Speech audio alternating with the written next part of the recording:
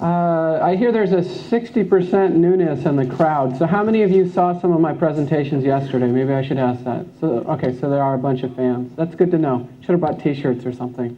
Come up and get my business card later. Maybe we can work something out. So as you'd heard, I've done Ajax for a while. I initially did Ajax only with Java. And I'm the author of also the Ajax FAQ for the Java developer. It's one of the only FAQs out there, one of the oldest ones. It's been out since pretty much, I think I put it out on May of 2005. So if you ever want to know, if you've got basic questions, it's the best thing to do, just Google Ajax FAQ. What else? I work at Sun Microsystems. I'm in the tooling division now, though my roots are more in the Java Enterprise Edition group. I helped create the initial blueprints for the Java Enterprise Edition, so that means I worked on Pet Store, Adventure Builder, and then Pet Store 2.0, and I've even created another Pet Store using JMonkey. So there's always another Pet Store. Now, people in the US don't like it because it's been around for 8 years. Then the developer crowd, there's others that do, so what can I say? So in between doing Ajax and the prints, I also worked on the servlet specification. So, I love doing web applications. I like web APIs, and I wanted to make it easier. In my experiences doing, the web applications and also doing all things Ajax, I've gotten a lot of questions over the years. The most basic question is, how do I get my data out? So I'm a Java developer, and how do I get my data to my user interface? Being also the creator of Project JMonkey, I see this every day. So a big focus of this presentation will actually be on that topic alone, is how do I get from JSP, managed beans, RESTful services, or even JPA, and get that data out. So with that, let's start doing presentations. Thank you. So as far as agendas go, I'm going to briefly talk about Ajax. I think we all know. Does anyone not know Ajax in this room? Maybe I should ask that. Okay. So I'll define Ajax according to, everyone's got their own definition of Ajax.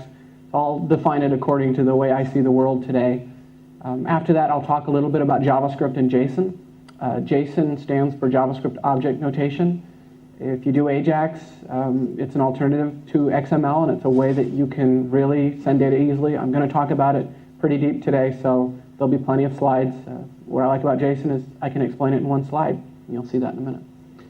I'm going to talk about service examples. So I'm going to take the perspective of you are somebody like Google or a gadget provider, and you want to provide your things. You want to externalize those to other people. How do you protect those things? How can you apply API keys and those type of things? A lot of people wonder why Google does it. When you get a map and you want to use it, you've actually got to get a key, and they have to know who you are. And we're going to talk about that and basically how you can do the same thing. Followed by that, I will summarize. So let's talk about Ajax.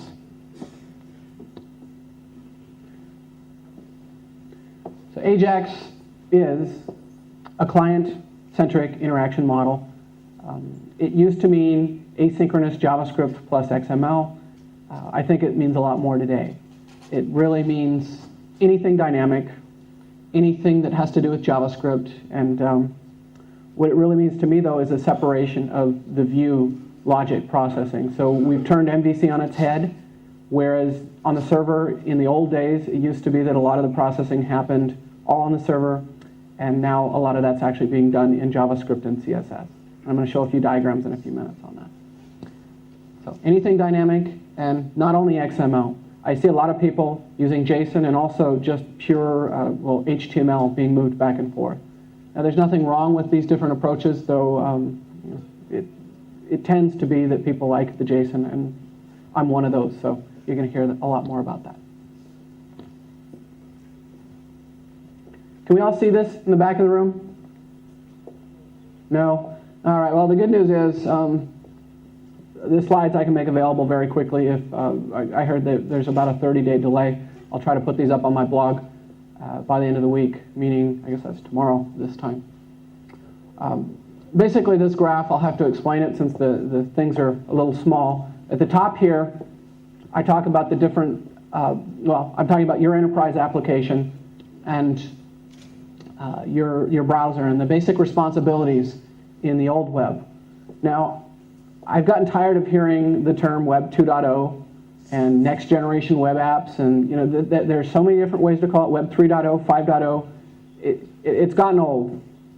And that's why I'm calling what used to be the old web and anything new the new web. And to be honest, it's not even new anymore because this is what people have been doing for the last 3 years. But let's just, for all intents and purposes, call the conventional web what used to be this model. And with this model, we have, in the Java world, we have JSP, JSF, servlets, accessing or actually rendering content, managing a lot of the state actually on the server. We do have things like the Jax APIs. Those are the old XML APIs that go out and interact with your data. They expose web services, and then you'll talk to those servlets or your JSP and actually emit something back. 9 out of 10 times, that thing was HTML content. So it was always rendered on the server. There was always a round trip involved, and it made page reloads, very difficult, very tiresome. But it was pretty easy to understand model because everything was on the server. So that's the old web. So just to reiterate, server manages the entire view. You deal with a lot of XML web services. There was limited JavaScript in the old days. Some people would use it for form validation. In the Java community, I saw a lot of people actually push back a lot on JavaScript, saying, it's too hard to manage across browsers. This is the old way of looking at Ajax. Lots of server round trips, and basically the browser was considered a dumb terminal. Its purpose only to render HTML. It was great if you're in the server business, and it was great for Sun. Big servers serving lots of HTML, but I think there's more opportunity in the new web.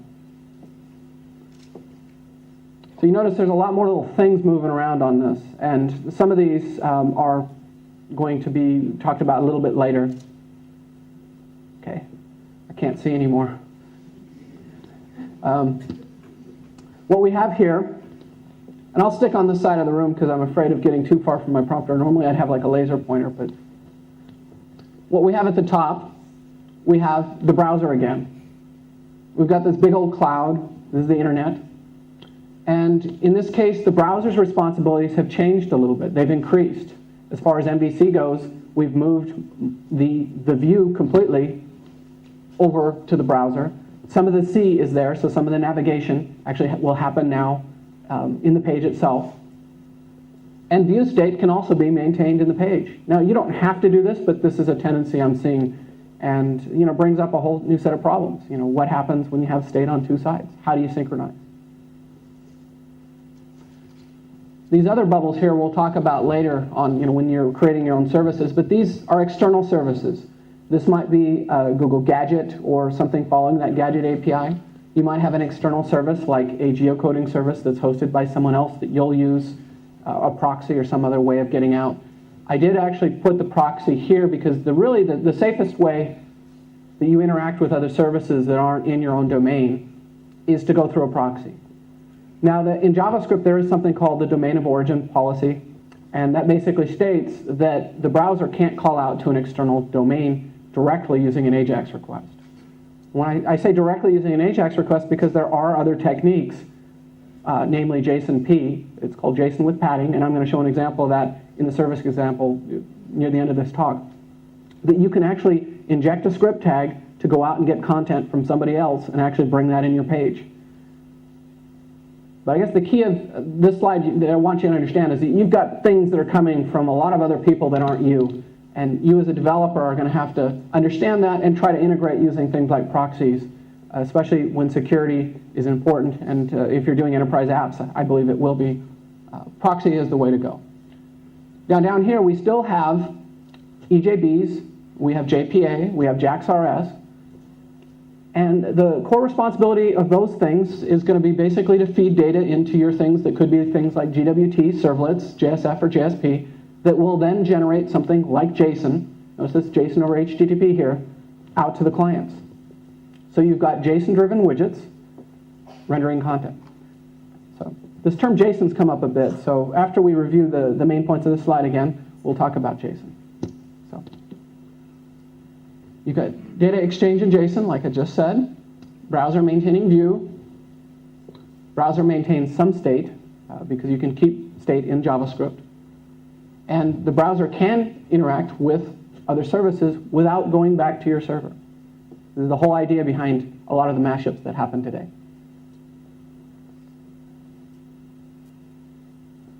So what can Java do in this world?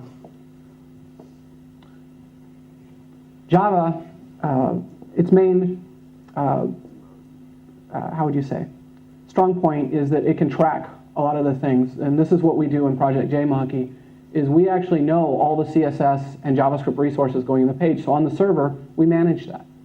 On top of managing that, we can also do really slick things like compress the JavaScript, combine the different assets before they get out to the page, prevent duplicate requests for the same objects. Now that's, usually your browser is going to cache that, but it still can delay the loading of a page. Backend, we can still provide business logic better than any other language. We maintain sessions. We service AJAX requests. I think this is very important. And provide domain objects like managed beans or JPA that will talk to your database or other services. All right.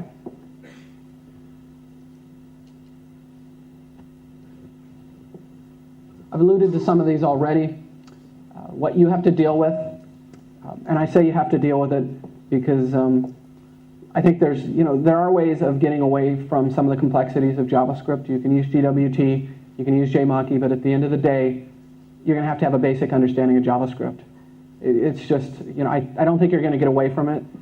You can try and do the duck and cover approach. I don't know if you've ever watched some of the old 1950s videos in the US, but they used to always say, in case of a nuclear attack, what do you do?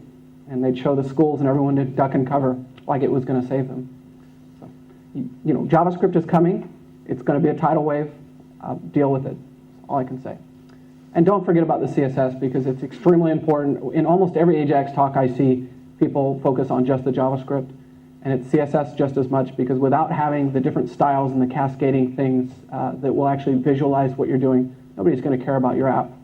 Everyone judges you by the way everyone judges your application by the way you look. I have to be careful how I say that. Just reading an article in the paper this morning about that very topic. All right. So you've got service-driven widgets or gadgets. These are going to consume the different JSON data that you get. And you're going to expose the different things like proxies or blog feeds into your widgets. I'm going to jump this slide. Anyone that's seen some of my other talks, these are the main toolkits out there. And I didn't add jQuery, but it's also one of the biggest ones that I've seen. There's also ext.js. These are pretty much the front runners. They've been the front runners for many years. Dojo's been around pretty much. It's one of the oldest of them, along with Prototype Scriptaculous. Spry hasn't done as much with their toolkit in recent years, though I have seen them emerge a little bit in the last few months. Yahoo UI is very popular. And like I said, jQuery and ext.js are also two other libraries. These are things you're going to have to deal with. And there are things like GWT and JMonkey that will help you integrate these into your applications.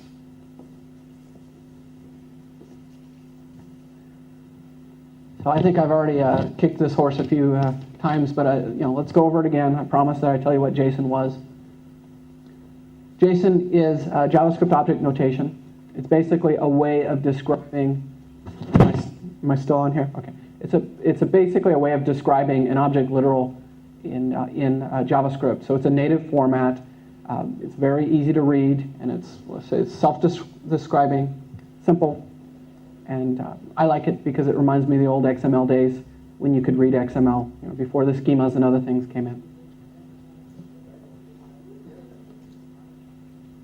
And I shouldn't miss that last point. It is the native way to deal with JavaScript clients. So there is no lost in translation. You don't have to go through and parse this on the client. JSON is JavaScript at the end of the day. It goes right in very quickly. And there are libraries to do this safely. Can we read this in the back of the room? Yes? No? I tried to bump up the fonts, but getting everything in. So everything you need to know about JSON is on the slide. You want to study this for about 5 minutes while I go take a break? So Json.org has this on their front page. And if you want to know more about JSON, I've got the URL at the bottom, but it's literally json.org. And they provide parsers for Java and a lot of different other languages. But JSON is really simple. You only have a few different things you can use. You've got, as far as types go, you've got strings, numbers, objects, arrays, true, false, null. And I believe you also have undefined, which I should have on there, which is very similar to null, but null is actually an object, so you have to be careful with it. And it's defined, it looks something like this. You've got key value pairs, and you can have objects, and you can have arrays, and they just kind of, they coalesce into an object structure that's pretty readable. And if you were at any of my JMonkey talks yesterday, you'd see that we can do things like trees, tables, grids. What I like about it is when you look at it, you can actually kind of visualize what it is without having to think too much.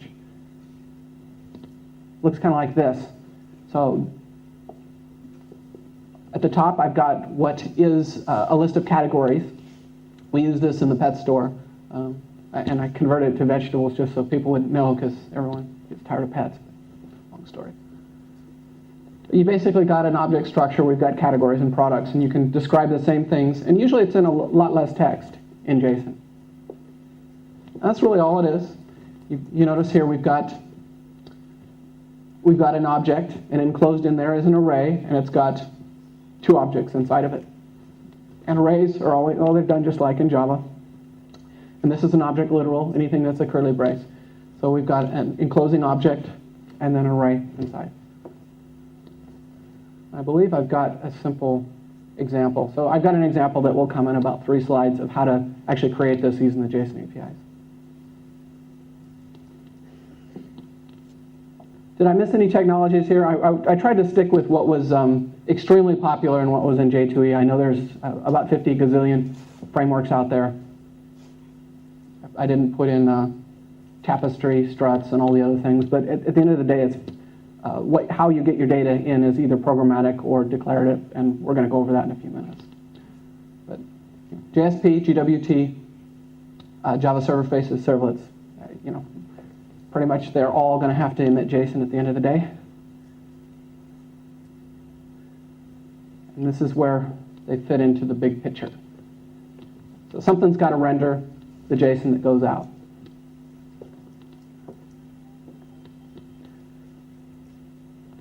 All right, given that not all of you were at my talks yesterday, what I'm going to do right now is I'll show you a little demonstration of what we're talking about. I'm going to show you a service-driven widget. Let's hope I can, there we go here. So what I'm doing is I'm just taking my IDE and I'm creating a new project that's going to have a widget that does Ajax in it. So what Ajax is, and I'm using JMonkey, and that's not as important for the purpose of this talk, other than it hides a little bit of the JavaScript for you. This could be just as easy as GWT. So what I've done is I've just created a project, and I'm going to drop in a data table widget. In this case, I'm going to choose a Yahoo data table.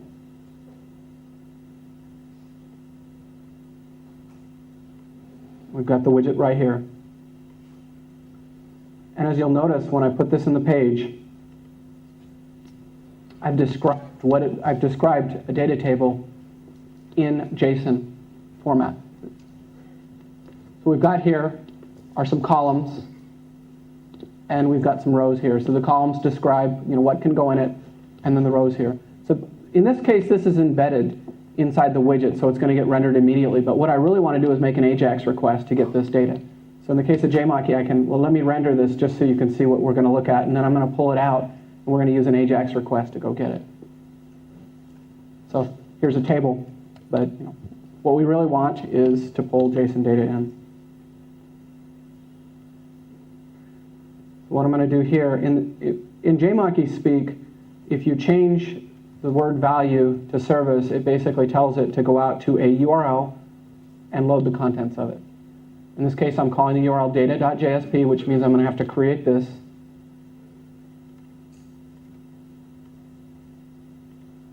Create a new JSP called data. Take all the content. And for now, just for simplicity's sake, and later I'll show some examples of actually dealing with JP and other things. I'm going to go out and load this. And what I'm going to do is I'm going to add a few rows just so you believe that this is really happening.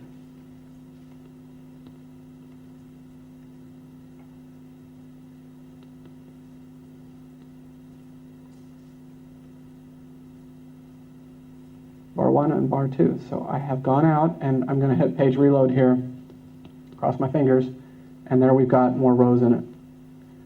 One of the things that you should really look at if you don't know about it, and most Ajax developers I think know about this now, when you're creating mashups and other things, get Firebug. Now we are working on some tooling for NetBeans and it's still very early stage. If you saw my example yesterday, it didn't even work the way I expected, but Firebug always tends to get the job done. So it's telling me my Ajax request here. So when I loaded that page, it loaded a configuration file for JMonkey, and the second one is loading the data.jsp. And if I go and I look at the contents of that, that's basically what got returned from the data.jsp. So I can look at that. The nice thing about Firebug is it also provides me the ability, if I go up a little bit, I can look at the HTTP headers and other things that came along with it.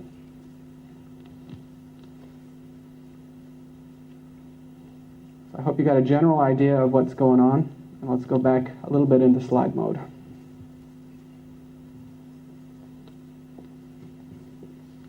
So your job as a Java developer's perspective, get the CSS and the JavaScript in the right place.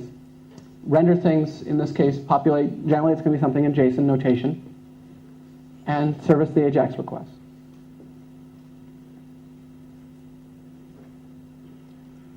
I had alluded to this a few slides back. In Java, there's a few ways that you can do JSON. You can shoot from the hip, and if you're good at JSON, this is usually how I do it. It's not always the best way.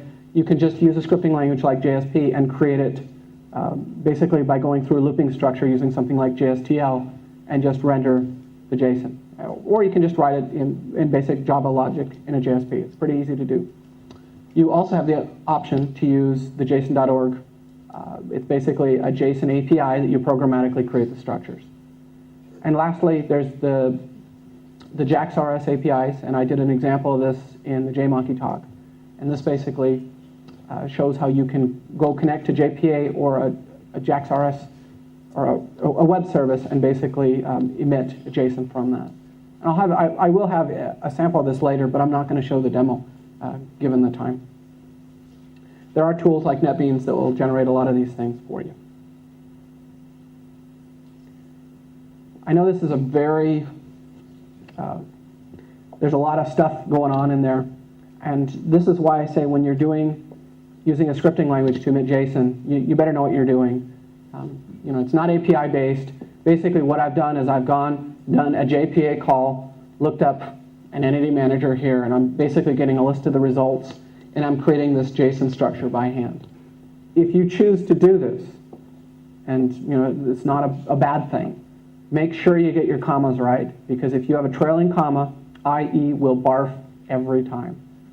So one of the benefits of using something like the JSON.org Java APIs is you're not going to have that problem.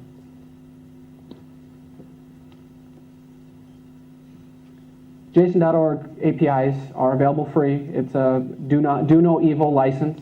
If you've ever seen that license, I think that's about as liberal as they get. It's done by Douglas Crawford himself. The APIs have been around for about 4 or 5 years, so they'll actually work in the older versions of J2SE, and it doesn't require Java EE to work, though you can use it in Java EE just fine. We use these APIs in JMonkey today.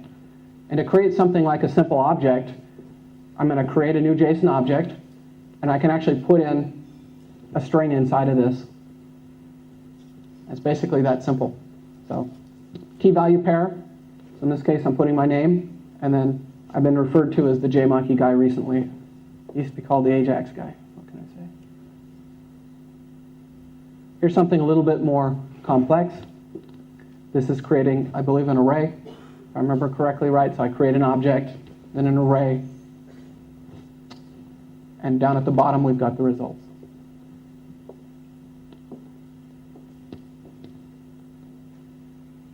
In Jax-Rs, and I pulled these right out of the samples that you can auto-generate in NetBeans. So if you choose to, as part of NetBeans 6.1, they have Jax-Rs integrated, and basically what you can do is generate these clients, and you'll get this code right away. So there's no extra downloads. It's actually part of the product itself. What you're doing here is you're defining the two different MIME types that can be returned. In the case of JSON, they always use application JSON. And this is just basically getting, this is a representation of the customer database that comes with NetBeans itself.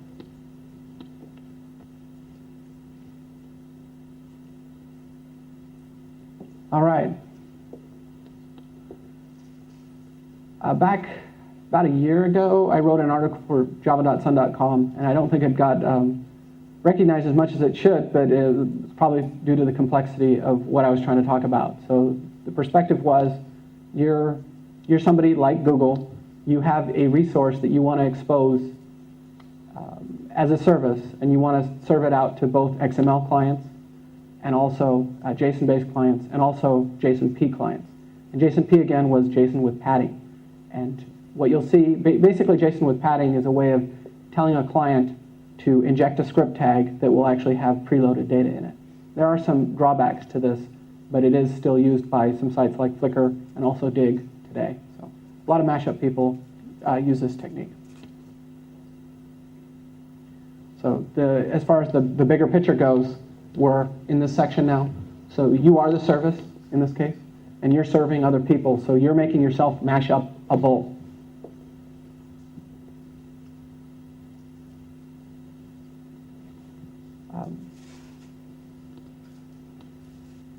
And let me give you a link right now. I'll show you where to download the code that I'm going to show you.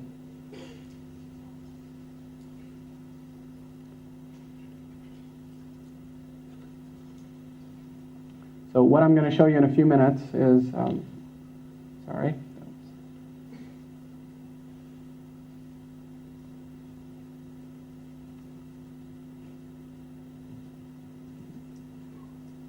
Slow.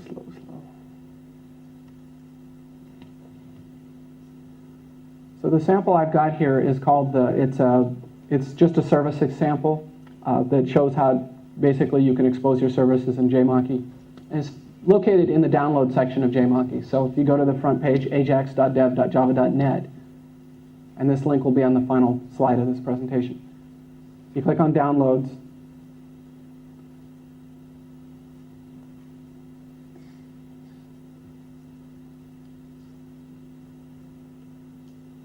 and this is part of the normal bundle. So you can get the older or newer ones. I haven't done a PHP version of this. I've only done the Java. So there's a Java download right here. So if you get the latest and greatest, it's right there. It's one of the samples that are included. So all the source code is there.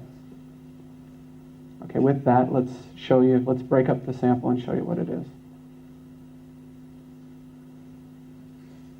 Remember I was just telling you about what JSON-P was. Basically, what you do as a Java developer or JavaScript developer to get a hold of JSON-P content is you programmatically inject a script tag into the page. There's a common technique used with gadgets and, like I said, dig services and pretty much anything that wants to get data from a third-party service. Now, generally, you want to consider this a one-way data exchange. I've seen things like the Google Calendar and other things actually pass data back to the server using this technique, though I would not recommend it. It's just, at the end of the day, it is, it's opening yourself up. If anyone got in the page, they could actually manipulate that data as well. But, back to this. In almost all cases, you're going to have a format type when you inject a script. In this case, it's JSON-P, and you'll provide a callback function in JavaScript. And in this case, this should have actually, to make this example complete, this should have been a JMonkey callback up here. What happens is you drop this call in the page, and what will happen is in place of this, you'll get a block of JavaScript code that will actually be wrapped in the function that you call the callback. So it'll actually call that function when it's done loading. So this is the way you get around some of those synchronization issues that you might have. So you have the ability to define what your callback is. That's JSON-P. And you're going to have to look at the example for this. Let me actually just show you the code since I've got it in my IDE.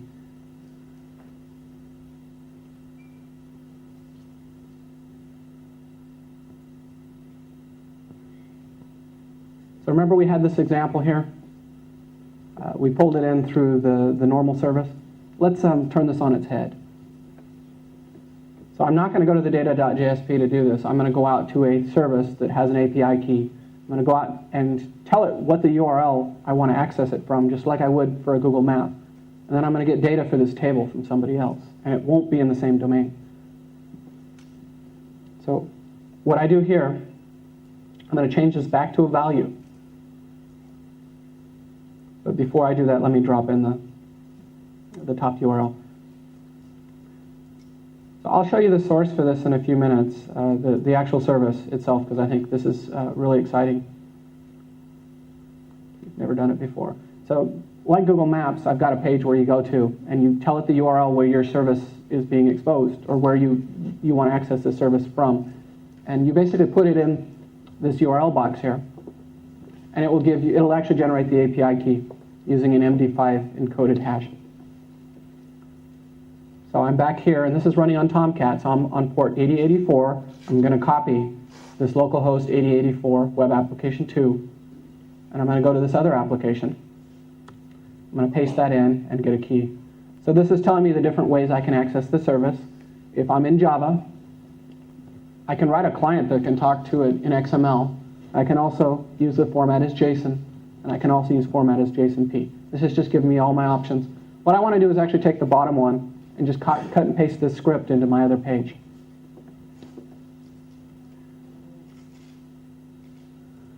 And all this source is available on that ajax.dev page. So if you want to see this key example, and I will show the source in a few minutes, it's all there.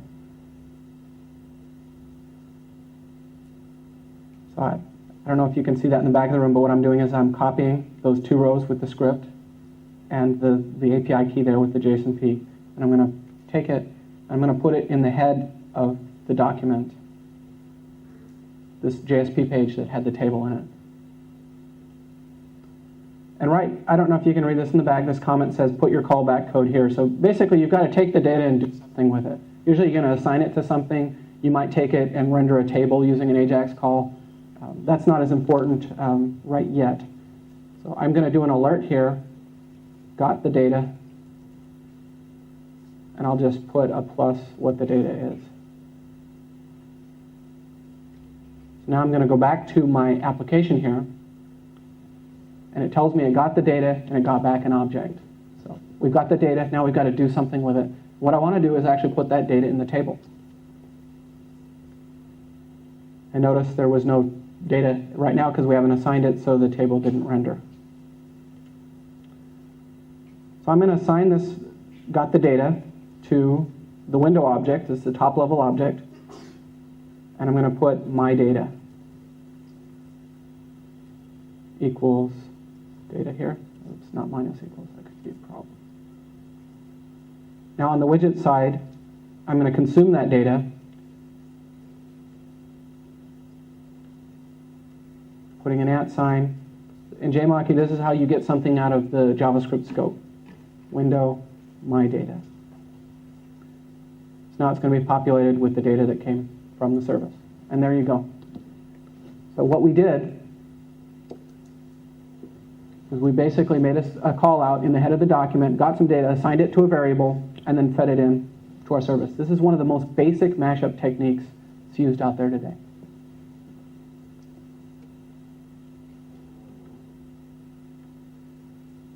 All right, the code for it. Here's the generic service. And a lot of this is actually infrastructure to print out all those statements you saw there on the different data types. And the real bulk of what you want to do, what you want to look at, is the test API key. So you basically look if the API key matches the referrer that comes in the HTTP header of the host that's requesting the data. So that code happens here. And then we also then have some code that will generate that token for you.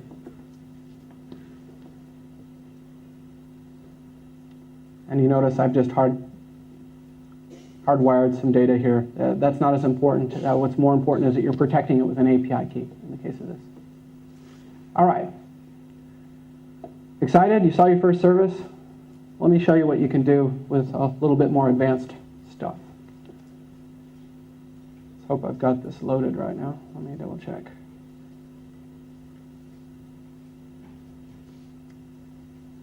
All right, I don't.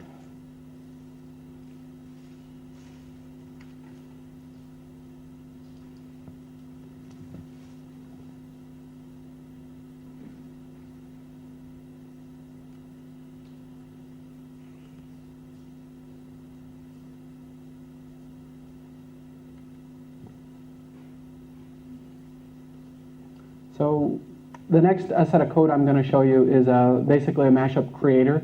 So it's an environment that will provide mashups, and I'll show you. I'm going to try to show you the Java version. If it takes too long, I'll show you another version that can actually consume Java. So I'm in here, and what I'm going to do is I'm going to load this project.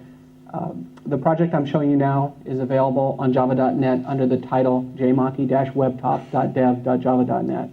And if you're interested in getting the source, I'd be more than happy afterwards to give you that URL again. From NetBeans, I'm going to load the project.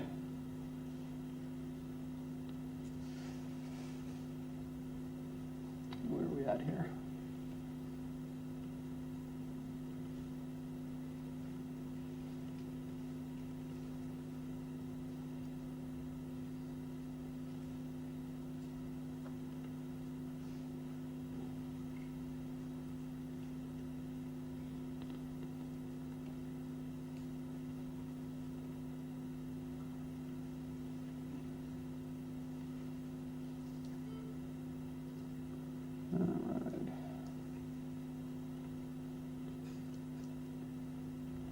Server documents top.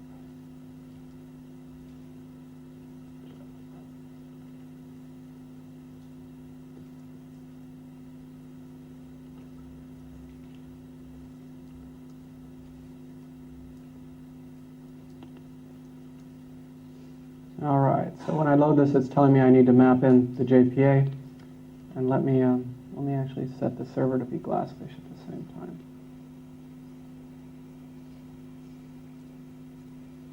I'm going to run this on, oh, it needs Glassfish installed first.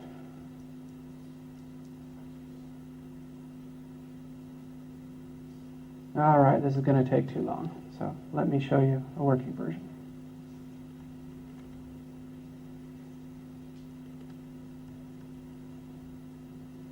I tell you.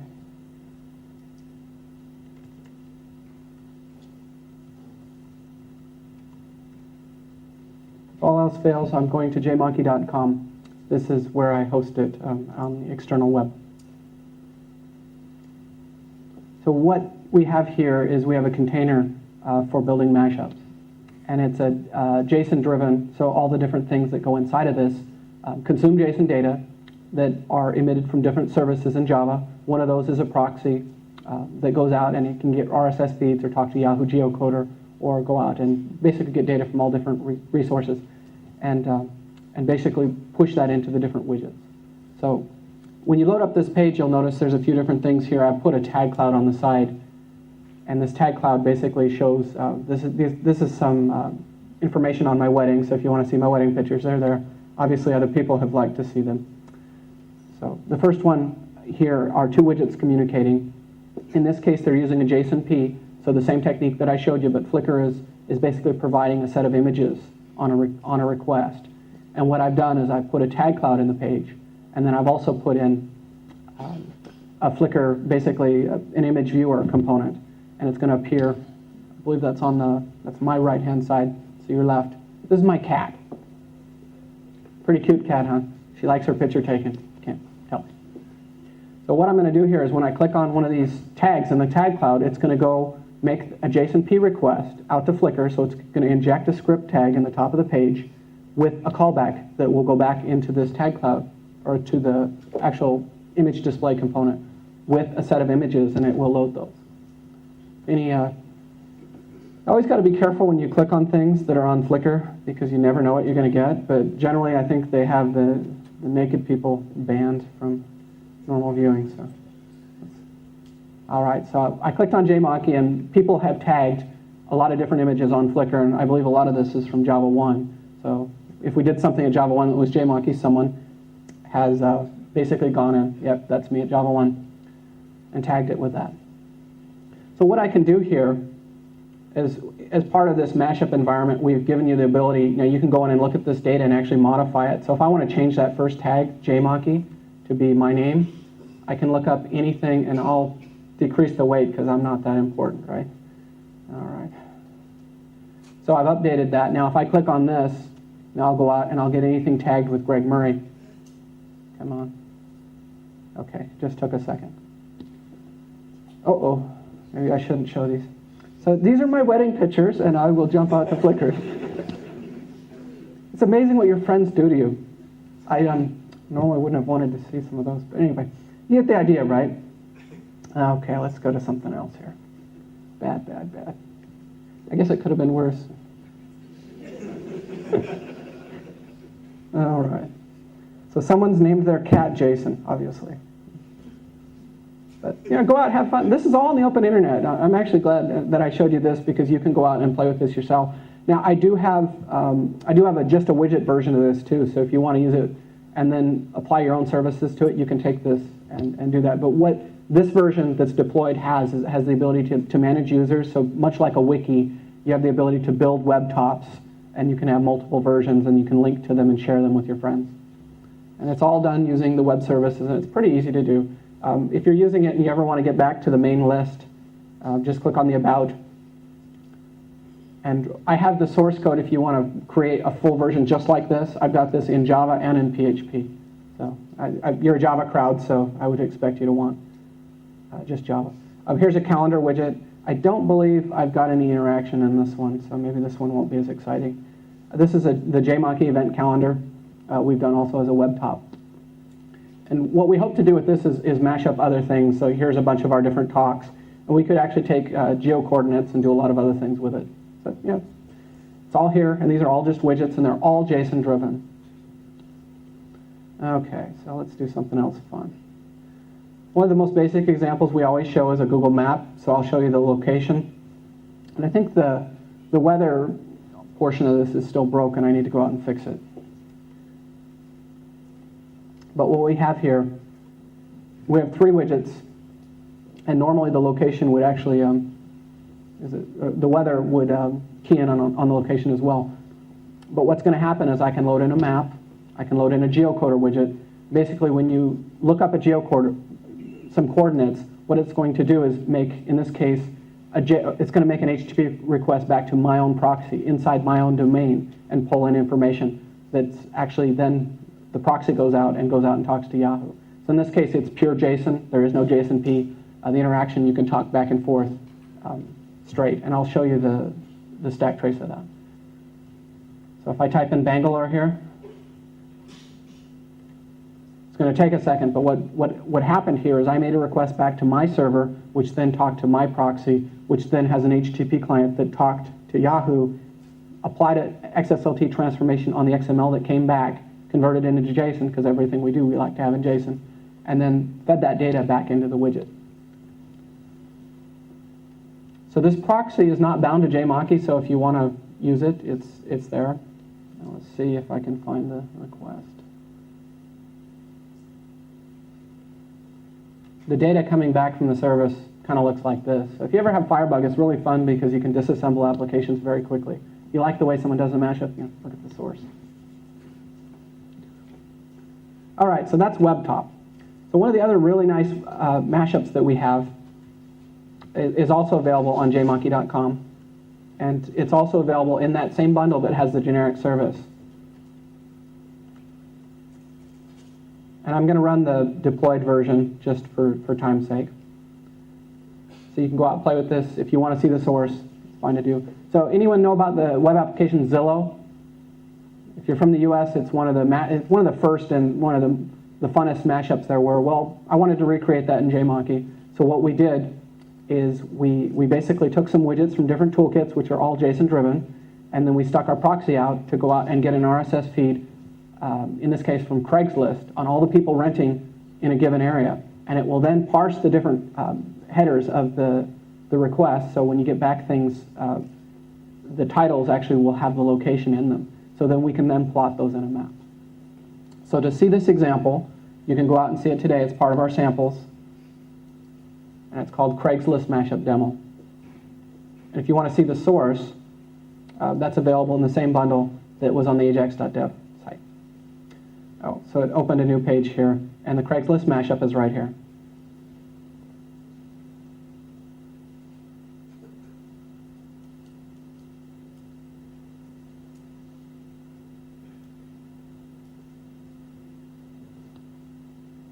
It's taking a while because this is hosted in Detroit, which I believe is halfway around the world, or a little bit more.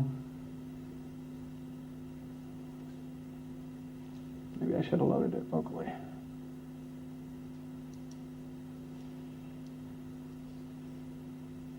Oops.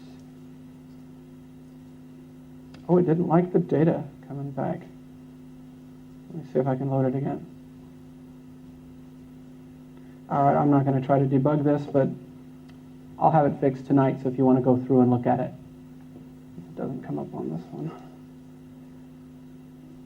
Sometimes on these Craigslist, people put in funny things that I don't parse out right.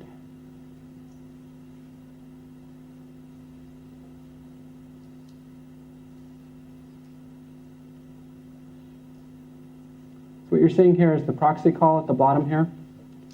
And I'm going to look at the data because it looks like it's got a JSON format error in it. Yes, you can break JSON too if you put the wrong quotes. Sometimes it barfs on you. Oh, this is a different problem. Okay. It's telling me it didn't get any search results. Okay. All right, we'll go look at the examples if you want to see the full thing. Oh, it was such a good example too. Just since we weren't able to see that one, I'll show you the Craigslist mashup, or not the Craigslist, but the. Do we want to really be dangerous? Okay, we've got one other mashup demo, and what I'm going to do with this one is I'm going to try to create a project by next week that you can all download. This is actually driven by live data. So we did this demo with Jax-Rs, which is a service provider that provides JSON-based data, and what we've done is we've fed it into a bunch of widgets. And when this loads, if it does load today, this is all running from our server in Detroit, you're going to see on the right-hand side, you're going to see a Yahoo table, and you're going to see a block list component that's basically taking Yahoo Finance RSS feeds and exposing those. Right now the markets are closed, but we can still go and look at historical data. So I can look at one of these, and basically I want to see what Sun Microsystems is doing. And what this does is it's pretty much trying to recreate what you see on Google Finance or Yahoo Finance. And we're going to have some charts that actually come up with data that we're pulling from an external service and dumping it into the page. All right.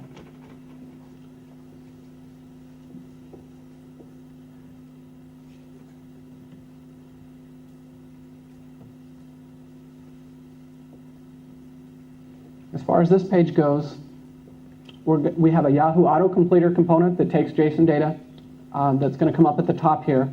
This section is going to load data from the external service, so it's going to talk about what the currently selected stock is. And on the side here, we've got the latest news information that's loaded also from Jax-Rs. If you look at the bottom, we actually show who our service providers are. And if you look at Firebug, you can actually see who's giving us the data.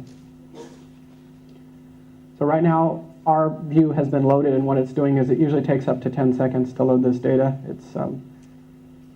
It's free data from their perspective. So, but what we've got here are some JMonkey charting widgets, and these are also described in JSON, but they're actually how they're described and what the data is coming from an external service.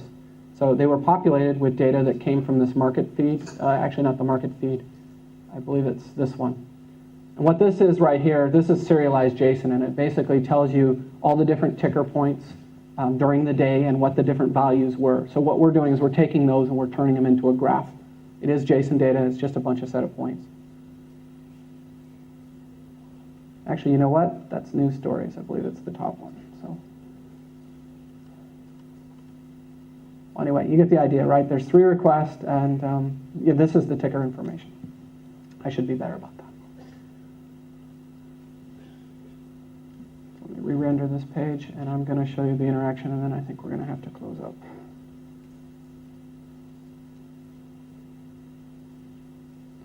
So on the second request, most of it's cached, so hopefully we won't have as much of a hard time with this. One of the other interesting features of this demo, I haven't done it anywhere else, is we also we make these pages bookmarkable, so you can copy the bookmark, and we actually do URL management, so you can actually tell where you're at. All right, I think they're going to throw me off stage in a second here, so let's cross my fingers and hope this loads on this time.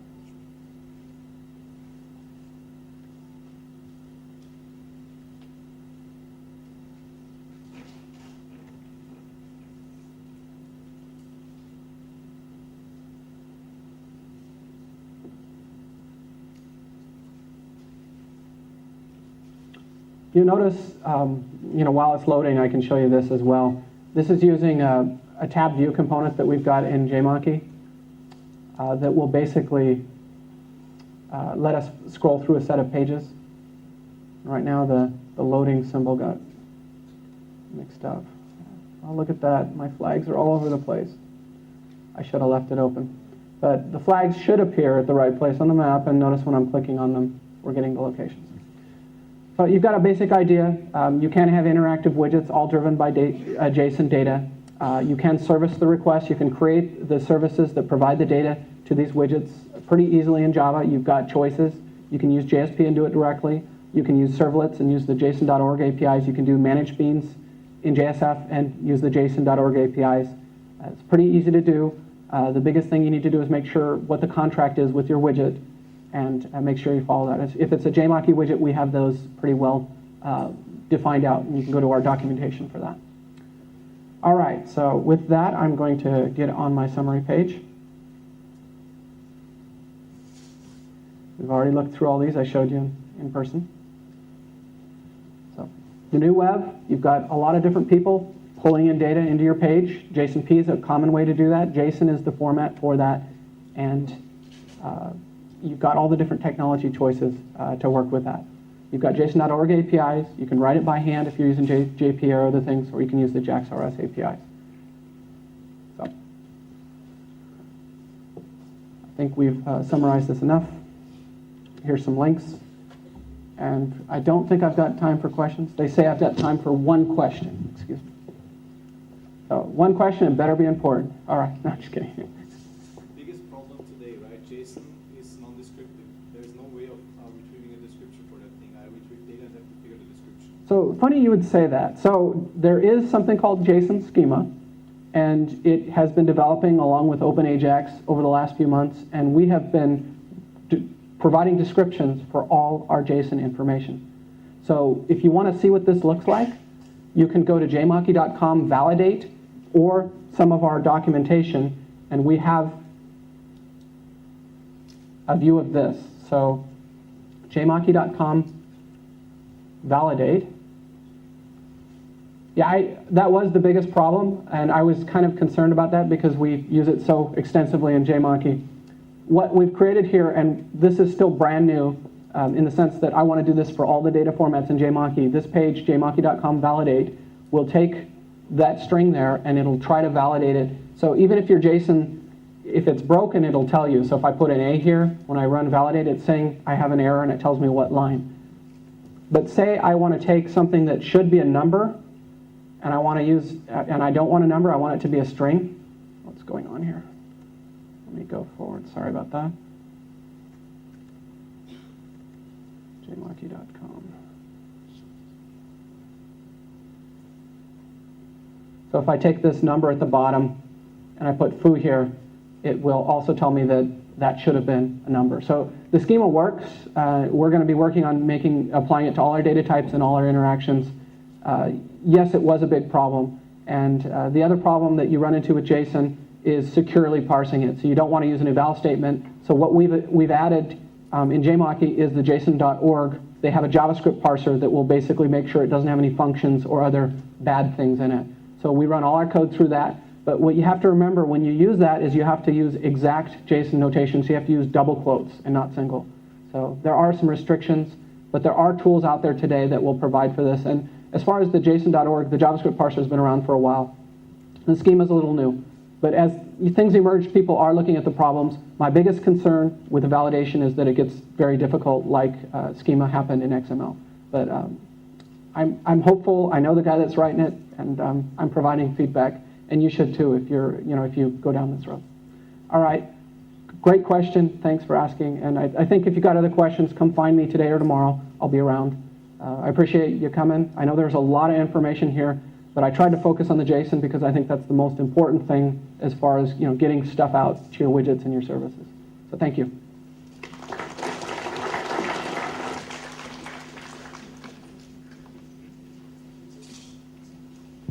Well, in case you want to meet